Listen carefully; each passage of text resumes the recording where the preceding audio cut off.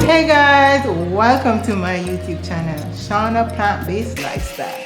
Don't forget to subscribe, like, share, comment, and always remember, your health is your wealth.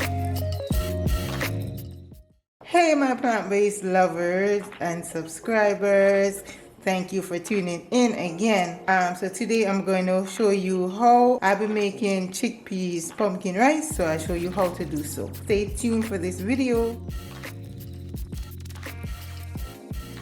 So I have a pack of chickpeas, so I'm going to pressure all of it, and then the rest I'll store it in the freezer. This is way easier, so the next time I want to prepare another chickpea meal, it's already cooked. I'll pressure this off screen and then I'll walk you through the process of what I will add to my chickpea pumpkin rice. So see you. So here I have chopped some pumpkin, that's 1 cup of pumpkin dice. I have thyme, I have parsley, and I have scallion. And what I did was to transfer 1 cup of the chickpea from the batch that I pressured, and I added about 2 cups of water. So now I'm going to add my pumpkin,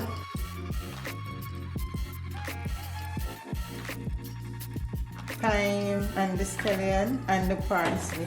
I love flavor, so I want this rice to have flavor. I'm going to add about 1/4 teaspoon of salt. I really do not like salt, so I don't add a lot of salt to my recipes. So I allow this to cook until the pumpkins are tender, and then I add my rice. So I added about 1/4 teaspoon of flat butter, and I'm using the country crock flat butter with almond oil. So I just allow this to cook. Checking in back on my, so I'm going to test the pumpkin to see if they're cooked. And I just squeeze it, and because it's cut so small, they cook easily. So I just crush some of them.